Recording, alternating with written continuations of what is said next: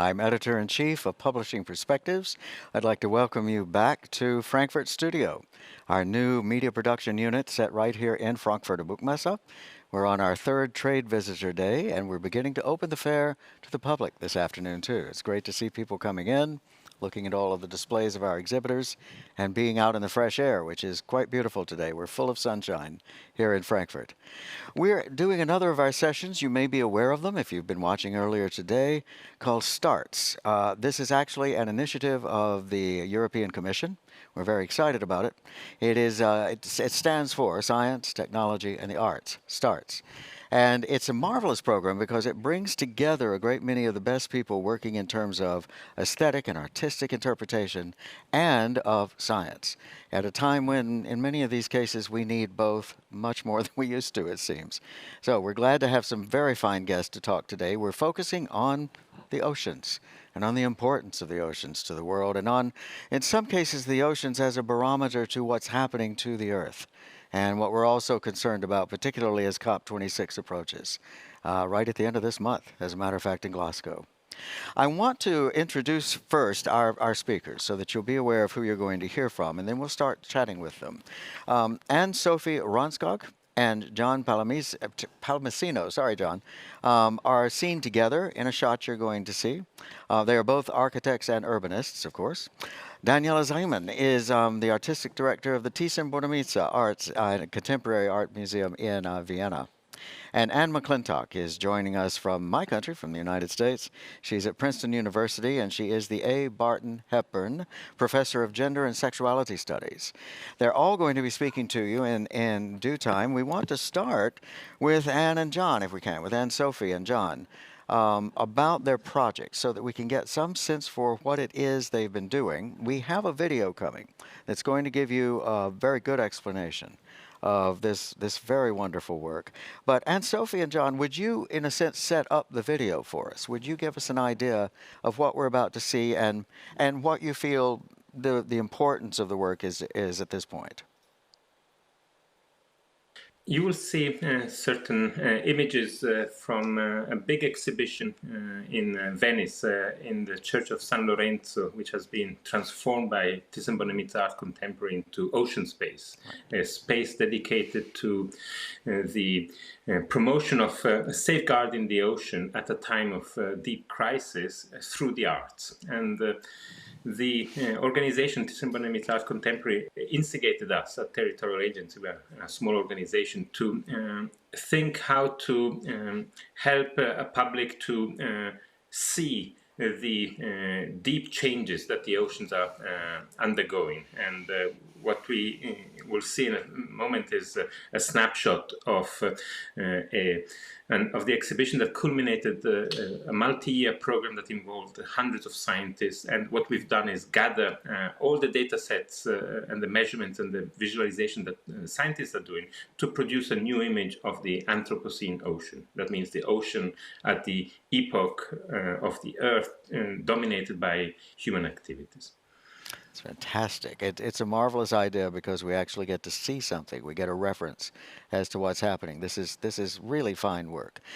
Let's go ahead and see the video, if we may, so that we're all on the same page, as we say, about what we're discussing, and then we'll come back to the two of you and talk some more about the work and get some more details.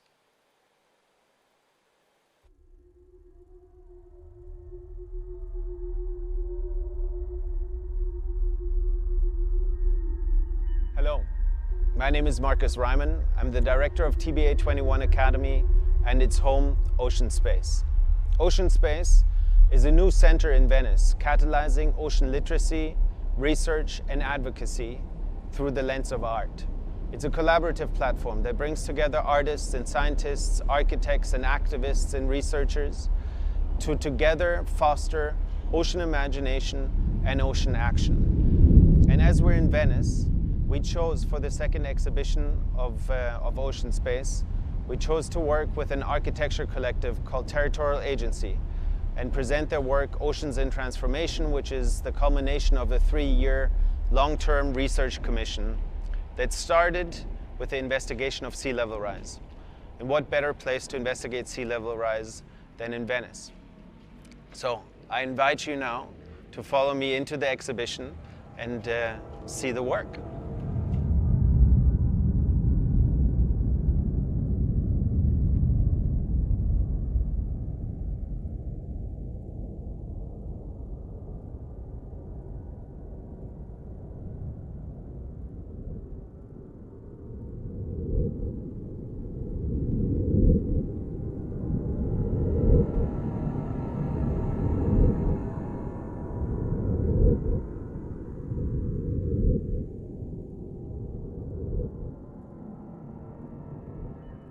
Territorial Agency has been investigating the Anthropocene, the age of the transformation of the planet, for about past decade or more, trying to contribute to the amount of knowledge produced by various scholars about this particular age and the transformations it brings about.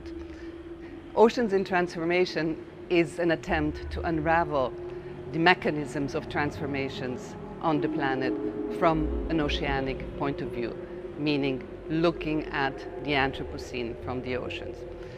So the question they are posing initially is, how can we sense, how can we make understanding the transformations of the oceanic, whereas the ocean is an area that is invisible, that doesn't afford us a view into its body, if you want.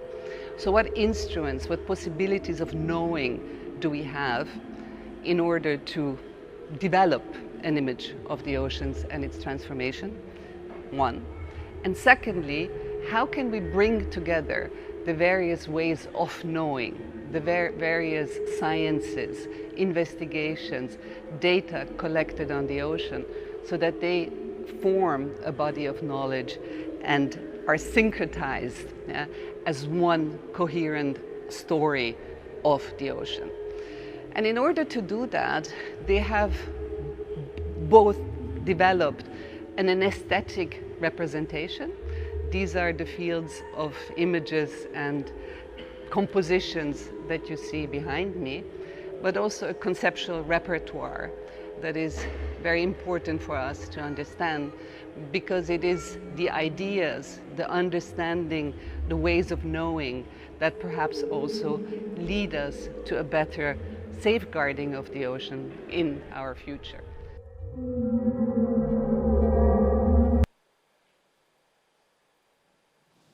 It's fascinating.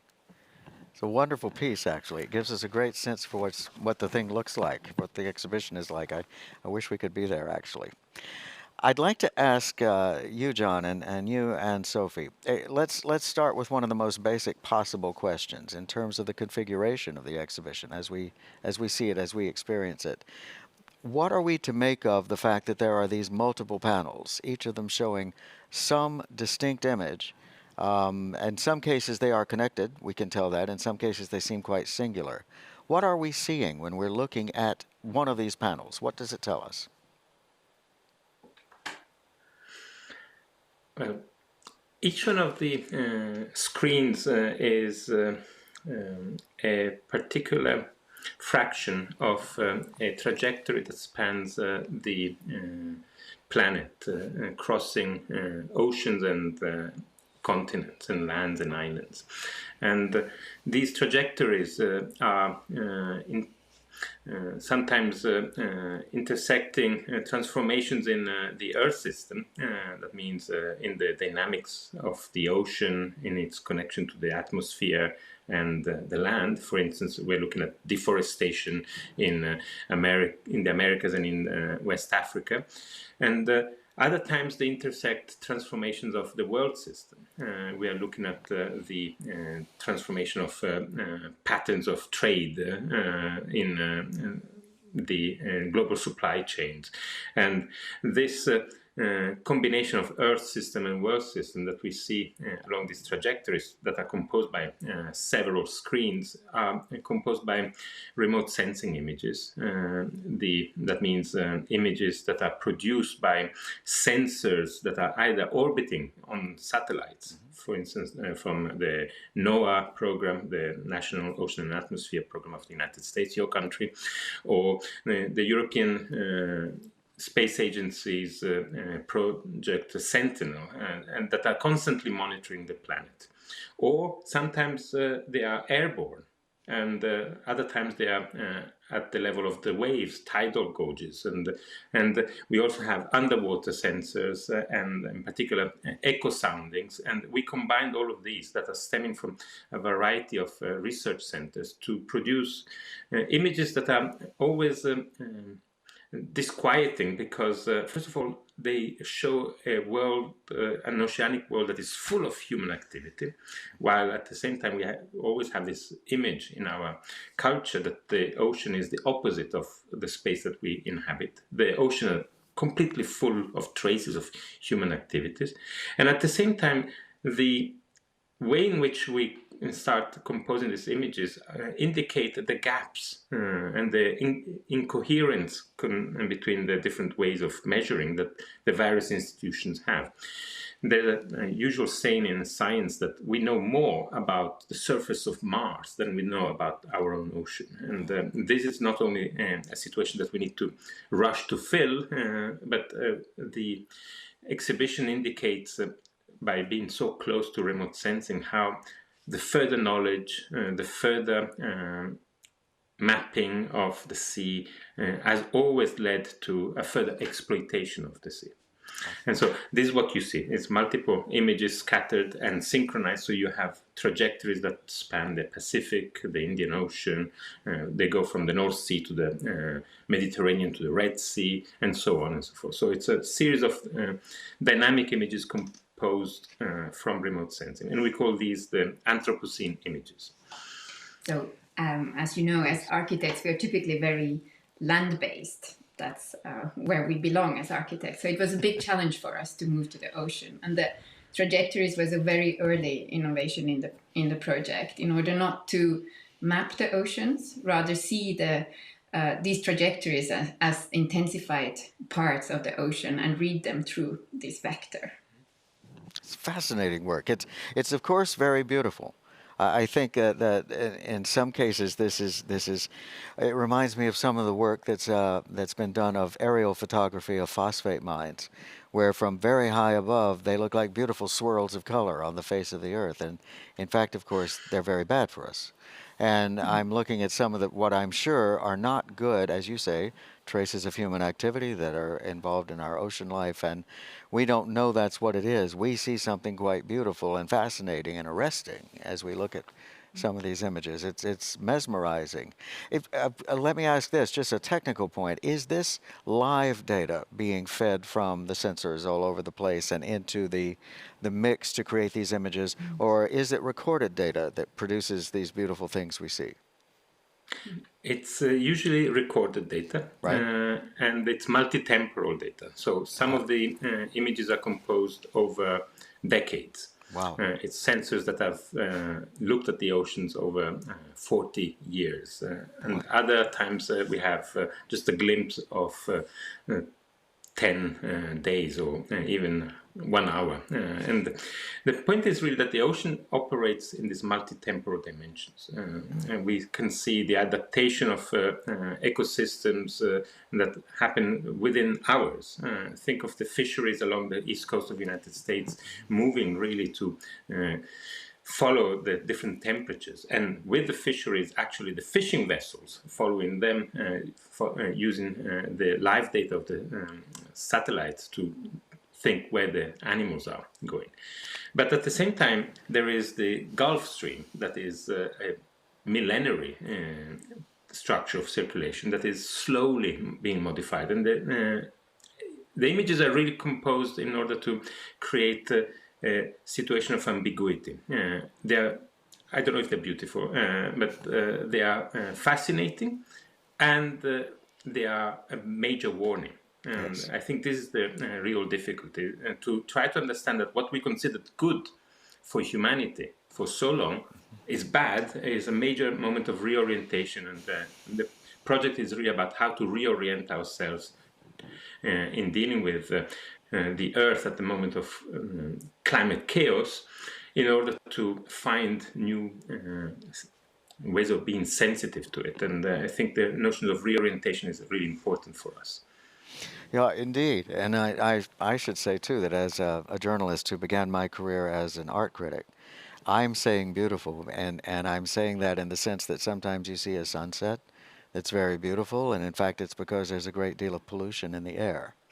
Um, Beauty can be brought forward from some of the most terrible truths, and what you are showing us is a great deal of potentially terrible truth for the Earth and its oceans.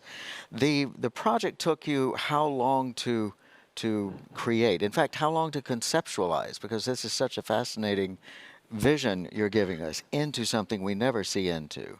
How long in total have you worked on this? Oh, I know very clearly the beginning of the project, and it started in April 2016 when Francesca Thyssen-Bornemisza walked into another exhibition that we were opening then called the Museum of Oil, where we were trying to depict the impact of the oil industry on human activities.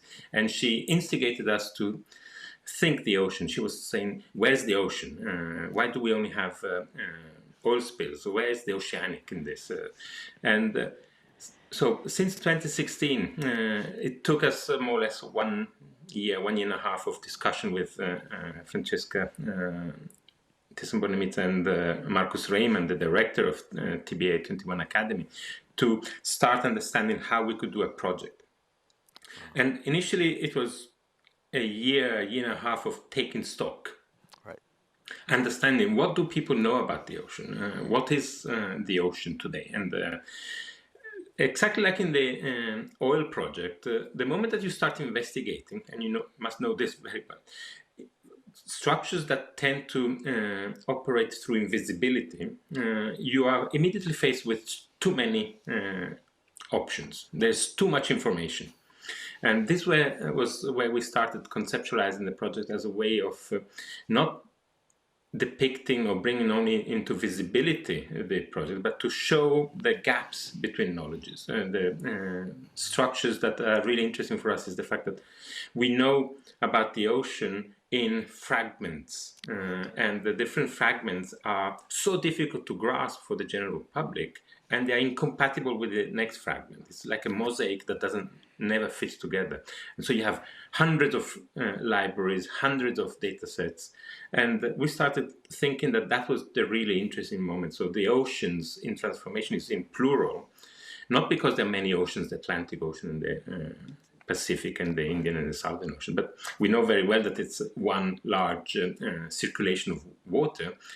But there are so many different ways of knowing it, so many different ways of relating to this oceanic condition. And we wanted the project to be a way that could help the different communities start finding ways to talk to each other. And so the project is conceptualized as a set of diplomatic encounters between these different groups where they don't know really what the other group has at stake, and they need to negotiate their way. And Daniela, the curator, helped us really conceptualize it in a far more clear way than we had.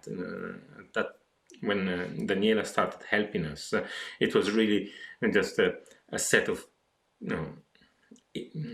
little kernels of an idea. And Daniela then brought an amazing wealth of connections, knowledges, and different groups of activists, indigenous thinking, and even shamanic thinking, and attaching it to the scientific elements that we were more used to work at. And that created a sort of device to generate more and more narratives about how difficult it is to see the ocean.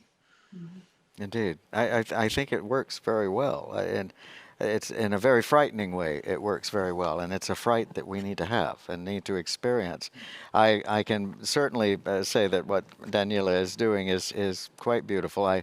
If I may, let's bring Daniela in and speak with her for a little bit. I am reminded in looking at this, you may know Paola Antonelli, a friend of mine who is the curator of design at MoMA in New York.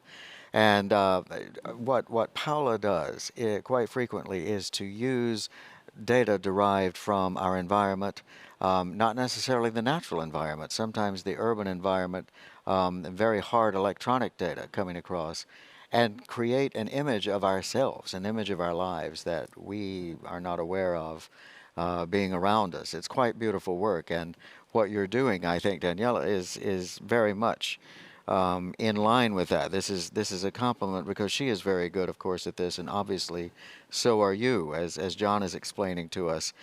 When John and Anne-Sophie first came to you with this idea, with this project that they wanted to do, how is it that you understood to create such as I keep saying, beautiful and yet terrifying image as you've done in such an arresting way in the space?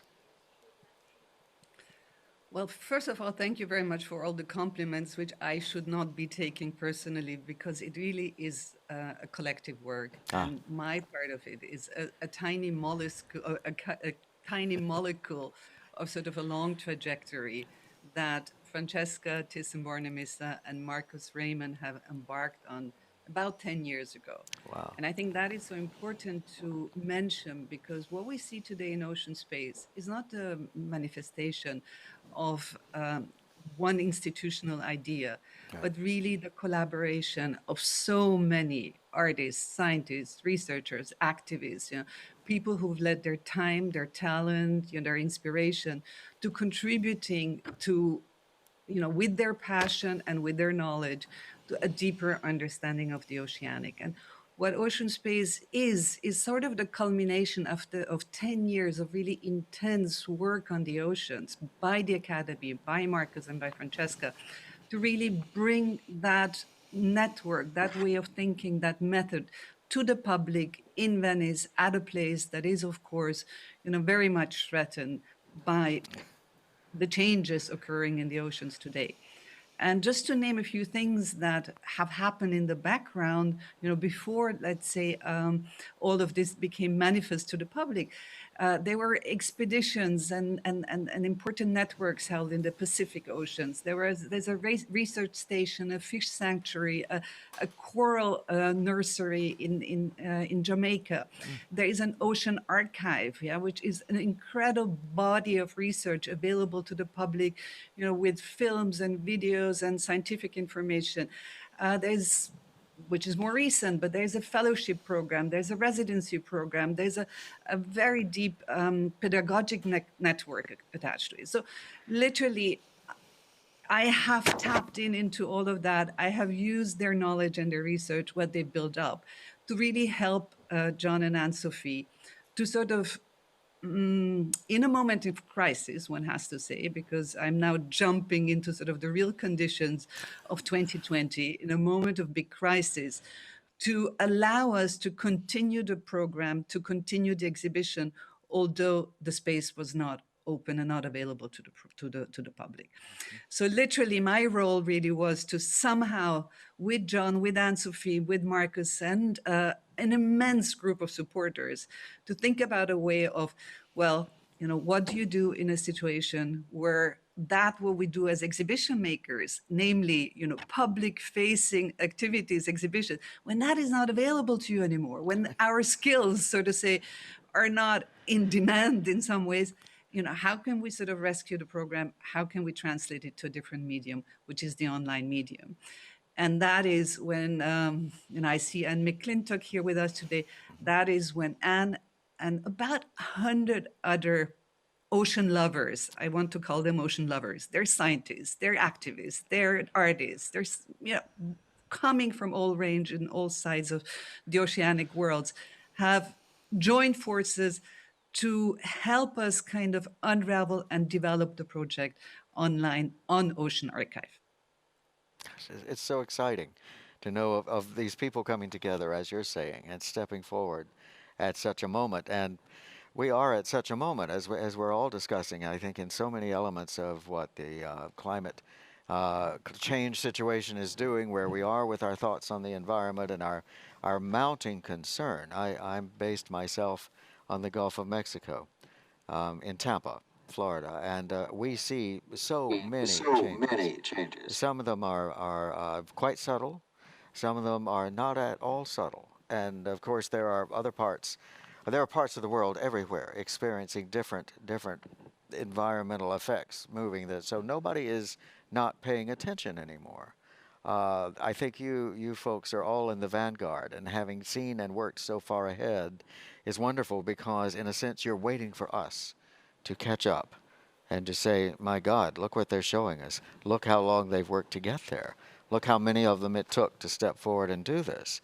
This is important. It's, in a way, I'll say this guardedly, but in a way it's reassuring that we have people of your caliber thinking ahead for us, looking at these things, at least being ready with a vision as you've created here, so that as we finally wake up and start asking ourselves what's happening, we can get some sense from you. Thank you for what's happening. In fact, you've mentioned Anne, of course, and she's patiently waiting here with us listening. Anne, if I may, I'd like to bring you in at this point because your writings, of course, have quite some bearing on the kind of work we're talking about here. Can you, because you'll be better at this than I am, can you explain to our audience where your writings, I'm cognizant of your term monster, where this comes in? How does it where does it find its entry point into the work we're talking about, and what does it tell us about what we're looking at and what we need to know? Yes, absolutely. Hi, everyone. Well, one of the things I want to say to begin with is when I met Anne-Sophie and John Parmesino in 2016, it was actually at a conference called Conflict Shorelines, and the point of the conference was to bring together scientists, people working on data, writers, photographers, artists, to work collaboratively to engage with what I think John and Anne-Sophie have identified as three of the great challenges of our time. And what is so extraordinarily important about their work is the ways in which they're engaging with these challenges in ways that can bring it across to the public. And I think what they're looking at is the first challenge, which is the great planetary upheavals of the Anthropocene: melting ice, rising waters, mass displacement of peoples, and not only mass displacement of peoples, but displacement of land itself. In other words, if you think about it, in the hour that we are talking today, in southern Louisiana, and it's interesting that you mentioned the Gulf of Mexico because that's where I'm working. Uh-huh. If you imagine that in the hour that we're talking today, land the size of a football field will disappear underwater. Louisiana is the fastest disappearing land on Earth, and it is the land that has the highest sea level rise. But if you think about it, we're using words like football fields and Olympic swimming pools. And that brings me to the second thing that I think that John and Anne-Sophie are doing so brilliantly, is that we're not only facing the planetary upheavals of the Anthropocene, which is a revolution far greater than the Copernican or the Darwinian, in that it is not simply a revolution of knowledge and information. It is a planetary upheaval of the Earth systems in which we are living.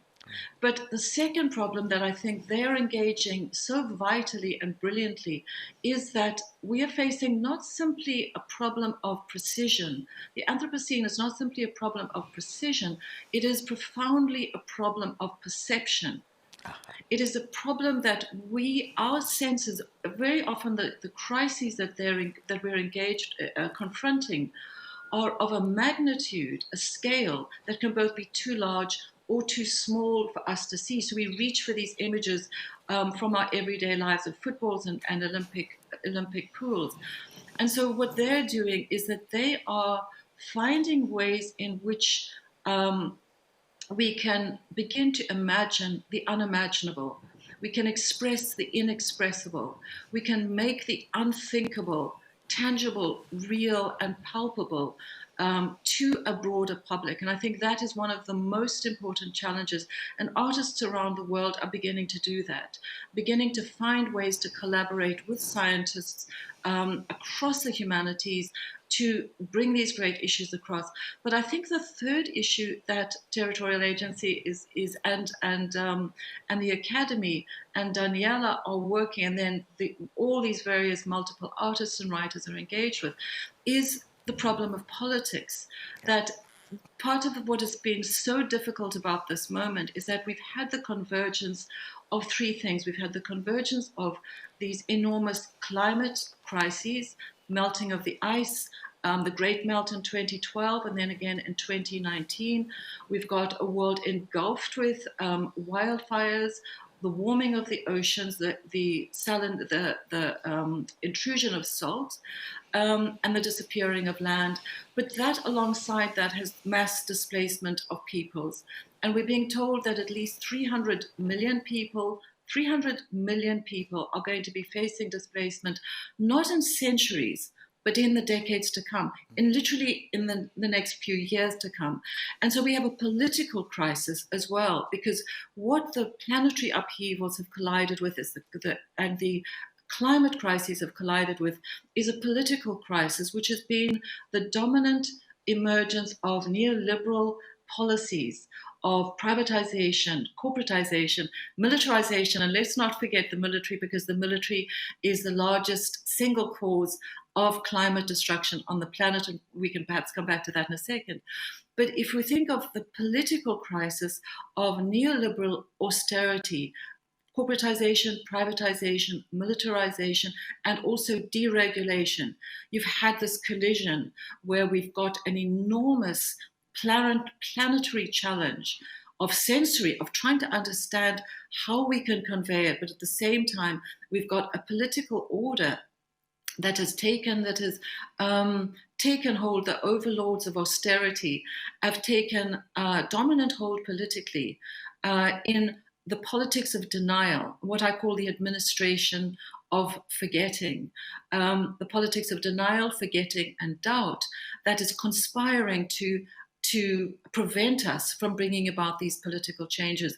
So then, to answer your question, in terms of my own work, I think centrally what I'm interested in doing is trying through what I use the term fugue form, through a fugue collaboration of writing and photography in southern Louisiana, where I've been working primarily, is to try and find ways to write in collaboration with images where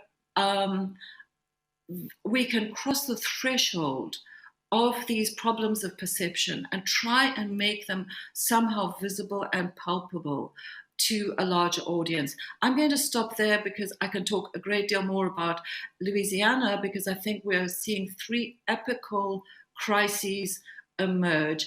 But I'd like to say that I think one of the most powerful things that John and Anne-Sophie are working on is they're asking us to really rethink not only these issues that I've been discussing, but that the very idea of land and water as separate entities, as the ocean as something separate from the land, is breaking down. And what I'm looking at is the idea of aqua terra and fluid lands and fluid cities. And deltas themselves invite what I think they're exploring is a capillary notion of politics, that we need a new politics of collaboration, of reciprocity, that the Anthropocene is inviting a new capillary way of reimagining what they call the sensitive zone. So to no longer think, which is a colonial, I think it needs to be said, it's a colonial legacy that we've inherited, a very damaging, what Amitav Ghosh calls the great derangement of building these great maritime cities, Boston, New York, New Orleans, but mostly in South Asia. The great cities of Shanghai, Zhangzhou, Jakarta are going to be underwater, not centuries hence, but in the next couple of decades. So one of the things, and I'll end with this point, that I think I'm most interested in is that the Anthropocene is also challenging us to rethink time And I'm going to use the word capillary again. And I'm very interested in the notion of fugue time, that we can no longer really think in terms of linear progress. The Anthropocene has radically ruptured the idea of linear time, and Anne and John Sophia are inviting us to think in terms of collaborative, interwoven time. John was talking about data, and we need to I think we're living in fugue time, and I think this moment is inviting us to reimagine futures in which we might inhabit water, not living against it, but living with it, and not living against each other, but living with each other in this kind of transformative capillary way. These are great comments you're making, Anne, because you're creating some very nice parallels with what John and Anne-Sophie have been telling us. For example, when they speak to us about we must stop thinking of the oceans as something that's completely separate from us and divorced from human activity, then you're also telling us we must stop thinking of the oceans as something separate from the land, because here it is, eating up Louisiana. And as a coastal dweller on the Gulf Coast myself, we're very close. And one of the very first things you said was resonating with me too, because you noticed that when I started talking about my experience as a coastal dweller in the Gulf of everything I say is quite small and quite anecdotal and quite very much to myself, like a very bad hurricane, worst we've seen in a long time. This is the way we're experiencing these things without getting the scale, the scope, the absolute magnitude that you are understanding and that John and Sophie and Daniela are helping us understand through a project like this. The political denial is where so much of that is easily understandable for all of us right now because of the experience we've had with the coronavirus, where in so many parts of the world, denial based in political activity, based in quite conscious activity in some cases. I will not refer directly to the United States situation in the past administration, but we have seen examples of this in many parts of the world.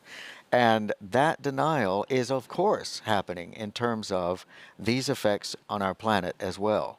The way to answer scientific progress and scientific understanding and scientific warnings of the kind this is giving us is to deny it, to shut it down, cover it up, drop a curtain. It's just behind there. Nothing's happening.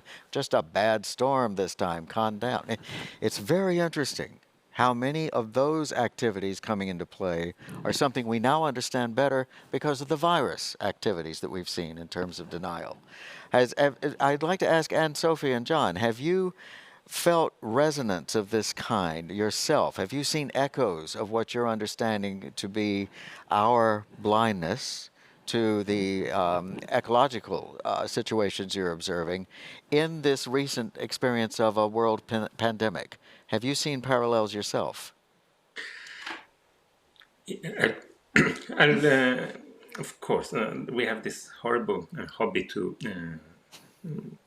observe those observing the Earth. And one of the things that immediately appeared during the early onset of the pandemic, and when we set up the exhibition, actually, it was the weeks just ahead of the first European lockdowns in the Veneto, just around Venice. So we're right in the middle of it. But the questions that we started receiving were, can you see the effects of the lockdown in the remote sensing from satellites? And of course, all kinds of images started appearing, and everybody started imagining that the lockdown will have effects on, let's say, CO2 emissions. And it's really difficult to grasp the fact that in spite of the lockdown, in spite of having tiddly life forms or quasi-life forms like the virus completely transforming societies and economies, it had absolutely no impact on the CO2 concentration that are monitored, for instance, at Mauna Loa with the killing curve. Right. So you have this very strange situation where what you can observe, for instance, in the fact that during the months of the pandemic, there were limited activities, maritime activities that created more clear waters because there's less turbidity and allowed immediate ecosystem reorganization by some life forms. Fish appeared in Venice that had not been seen in decades and so on. The difficulty is that the Earth is not visible. We cannot see the Earth, not only because we don't have the capacity, but the Earth wants constantly not to be seen. So there's a very strange situation because it's not possible for the Earth to be grasped by our notions of containment, of singularization of one body. The Earth is always multiple.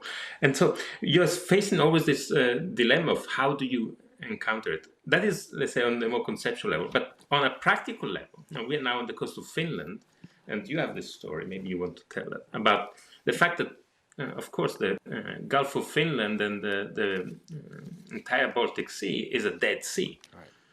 And you can just see it. There's no fish. The seaweeds have been taken over the entire ecosystem.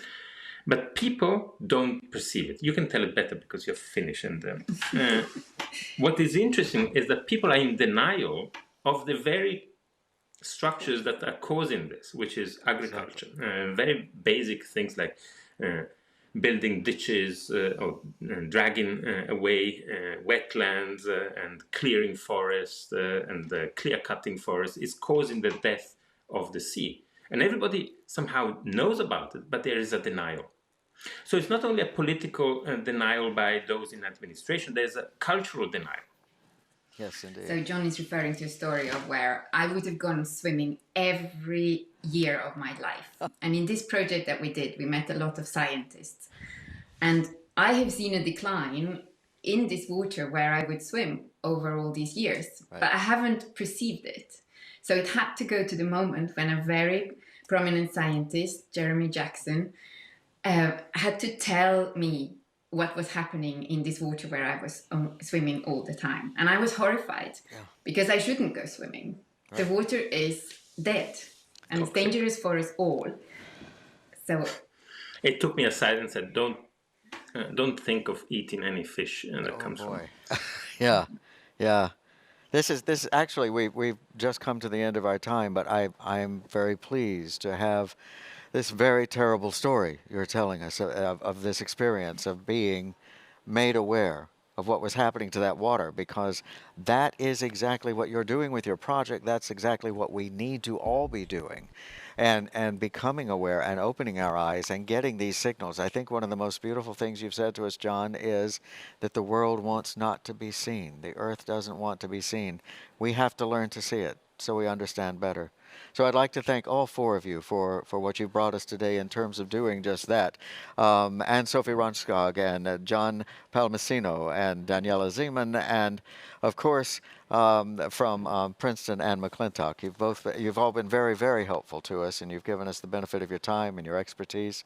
Thank you for this. Thank you to the STARTS program for making this possible, and to Frankfurter Buchmesse for having us all today to give us a chance to think of this terribly important and increasingly urgent situation. I'm Porter Anderson with Publishing Perspectives. It's been great to have you with us. If you'll stay with us after a few minutes, we'll have another of our STARTS programs for you, and we hope you'll join us then. Thanks so much.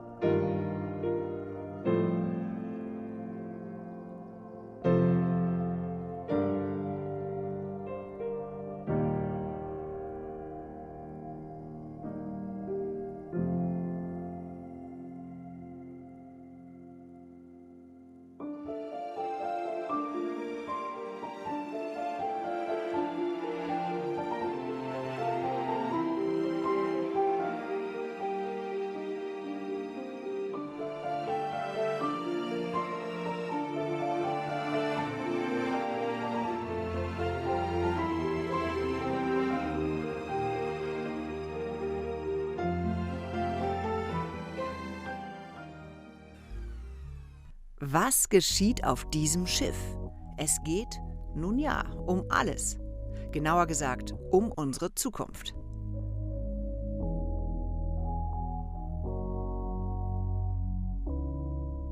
Viele denken, so geht es nicht weiter. Aber wie kann es weitergehen? Wie können wir unsere Zukunft gemeinsam gestalten? Auf diesem Schiff befinden sich 8 kluge Köpfe. Sie haben 8 Stunden Zeit, um auf diese Fragen Antworten zu finden, Visionen zu entwickeln und um gemeinsam ein Manifest zu formulieren. Wie wollen wir leben? Das ist das Thema dieser ungewöhnlichen Bootstour. Es ist ein Denk- und Debattenexperiment mit offenem Ausgang. Ich finde, wir brauchen auch Transformationskompetenzen. Das, ja. Wir lernen. Wie wollen wir leben? Wir verbrauchen zu viele Rohstoffe. Wir können allein nicht überleben, nicht bestehen. Das Patriarchat ist ja einfach schlecht für alle. Es geht darum, uns alle zu befreien. Ungleichheit ist ein gigantisches Problem. Konstruieren statt konsumieren ist eine Art Haltung.